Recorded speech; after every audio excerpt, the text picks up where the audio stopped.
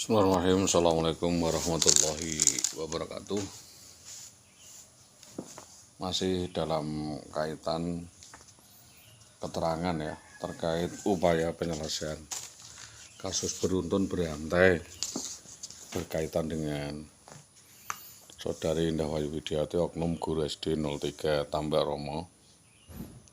Kita sampaikan keterangan lanjutan berkaitan hal ini, yaitu saya dalam hal ini Sholihul Hadi merasa sangat dibuli, merasa sangat dikaburkan dan ditabukan untuk mengurus permasalahan dan penyelesaian kasus tersebut. Saya dibuli dan dipermainkan oleh kepala-kepala sekolah di SD 03 Tambak Romo, diantaranya adalah Dahlan Istanto, Muhammad Sunarto, dan kawan-kawannya. Saya merasa sivitas Dinas Pendidikan Tambak Romo yang diwakili Saudara Dahlan Istanto dan sistem yang ada di SD 03 Tambak Romo ini mencela-mencela dan berkepala dua, dan tidak segera dengan sadar mempertanggungjawabkan perbuatannya dan kesalahannya kepada saya dan keluarga saya, terutama semenjak kejadian eksekusi persekusi yang dilakukan oleh BPPM, yang saya sinyalir sangat erat hubungannya dengan Dinas Pendidikan Kecamatan Tambak Romo dan istri saya. Dalam hal ini istri saya anggap bisa sebagai pelaku, bisa sebagai korban, mutatis mutandis, yang diduga menjadi gendaan ya daripada Saudara Dahlan Istanto. Kita sudah melakukan tabayun dan keterangan di sana. Saya benar-benar diabaikan oleh orang tersebut, di mana istri saya dipakai untuk alat gratifikasi seks oleh beberapa orang di dinas dan dijual belikan oleh sindikat mafia untuk mencari cuan dan keuntungan para pihak. Saya tidak peduli apakah ini polisi ataukah itu PNS ataukah itu yang lainnya. Kalau salah tetaplah menjadi persoalan di meja hukum, dan saya sudah direpot karena hal ini bertahun-tahun dan ditelantarkan sejak 2010 sampai 2023. Saya membidik persoalan ini. Dalam hal ini saya minta keterangan Saudara Dahlan Istanto karena menurut informasi anak saya pada waktu itu, anak saya Hilda yang sering apel malam-malam dan sering keluar malam dan mengajak pergi istri saya itu adalah Saudara Dahlan Istanto, dan dalam kopian sadapan telepon SMM yang paling banyak dalam acara dengan Saudara Wiwi adalah Dahlan Istanto SHG yang berkegiatan di luar jam dinas dan jam mengajar sebagai guru SD. Ini ada apa? Tidak punya malu nih.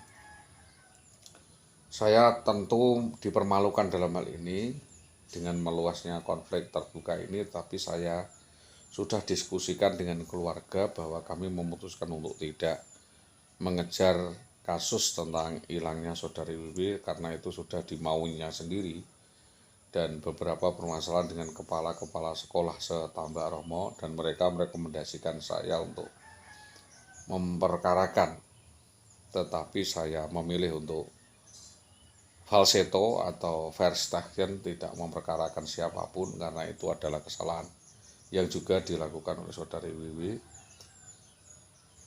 Ketika saya datang ke SD sana, saya tidak ditanggapi karena ada kesan bahwa Saudara Dahlan ini memaksakan kehendaknya sendiri dan ingin menangnya sendiri, cari benarnya sendiri tanpa memberi kesempatan orang lain untuk memberi keterangan dan melempar kasus dengan sebenar-benarnya. Maka saya dalam hal ini menuntut para pihak, ya, menuntut Dinas Pendidikan, diantaranya Bapak Sutopo juga untuk turun tangan untuk meredam konflik panas ini, karena masalahnya ini sangat mempermalukan instansi dan organisasi. Ada sebab, ada akibat, ada api, ada asap, yaitu berkaitan dengan keterangan obligation atau kewajiban yang dimaksud. kita melihat perbedaan dampak hukum dari surat perjanjian di dalam KUH Perdata tentang perikatan itu tidak mengenal kadaluarsa, karena kadaluarsanya 35 tahun. Kalau ini dianggap suatu jenis perdata. Karena perbedaan dampak hukum ini tentunya membuat kita melakukan pemilahan, manakala ada satu orang atau lebih mengikatkan dirinya pada satu orang yang lain atau lebih pada pasal 131 KUH Perdata untuk memberikan sesuatu atau berbuat sesuatu atau tidak berbuat sesuatu itu diperkenankan. Ya, perbedaan dampak hukumnya. Jadi di dalam hal ini terdapat suatu kewajiban yang melanggar atau adanya sanksi yang tidak prestasi atau prestasi yang melekat pada diri seseorang atau lebih atau instansi di dalam perjanjian tertutup tersebut, termasuk pada UU PA, PP, dan peraturan-peraturan klausul yang melekat pada pernyataan saya, yaitu mengisyaratkan adanya kewajiban denda dan tanggung jawab oleh para pihak, terutama oleh Dinas Pendidikan, karena istri saya dikontrak istilahnya bekerja di Dinas Pendidikan, dan atas prestasi yang dilakukan oleh kami, Darussalam Wilayati, terutama di dalam surat keputusan PNS adalah surat yang dikeluarkan oleh negara berkaitan dengan instansi pejabat yang mengandung konsekuensi mengikat dan berpenghasilan. Jika dibuat keputusan tersebut bersifat mengatur, memutuskan sesuatu yang membuat sesuatu akibat tertentu bagi klien satu atau orang lain, yaitu di sana ada kompensasi atau insentif. Perikatan atas perjanjian itu ada di bawah sejak lahir satu. Karena apa? Undang-undang. Yang kedua adalah perikatan kekuasaan orang tua terhadap anak. Yang kita perikatan perjanjian antara surat kuasa karena undang-undang. Yang ketiga perbuatan sukarela atau legal standing atau zakwarning atau zakwarneming atau perbuatan sukarela untuk mewakili urusan orang lain. Yang keempat adalah perkawinan. Jadi di situ ada urusan perkawinan, entah itu sudah putus atau belum, karena ada kaitan. Bahwa boleh seseorang melaporkan orang lain ke pihak yang berwajib karena tidak membayar utang. Jadi boleh seseorang melaporkan orang lain ke pihak yang berwajib atau kepolisian karena tidak membayar utangnya, yang pada dasarnya tidak ada ketentuan tentang hal itu. Yang membuat laporan itu adalah hak semua orang dan belum tentu perkara itu naik ke proses peradilan. Jadi di situ bisa yang ditawarkan oleh, karena masih keluarga, tentu restoratif of justice. Jadi kita menyampaikan hal ini karena mengingat menimbang suatu keadaan atau kejadian. Keterangan lainnya bahwa menurut keterangan atau testimoni teman-teman investigator, baik dalam temuan di teman media maupun LSM perorangan, bahwa saudari Wiwi berperilaku buruk dan asusila, juga asosial, tidak memiliki toleransi maupun rasa kemanusiaan maupun etika seorang PNS. Yang kedua adalah mempunyai sifat temperamental yang sama sekali tidak dapat dikendalikan, membabi buka dan semauannya sendiri. Yang selanjutnya pandai bersilat lidah, bermain watak sehingga tidak bisa melihat mana kepribadian asli dan palsu, sehingga petugas maupun atasannya justru terkecoh oleh pesona bujuk rayunya. Bahwa yang bersangkutan memiliki sosialitas yang tinggi, pandai bermain akal, menghibur, mengelabui lawan jenis, menghipnotis, paranoid. Bahwa yang bersangkutan kabur dari rumah dengan laki-laki lain dengan cara-cara memfitnah keluarga, melakukan persekusi yang sampai dengan sekarang dalam kajian penelitian kepolisian.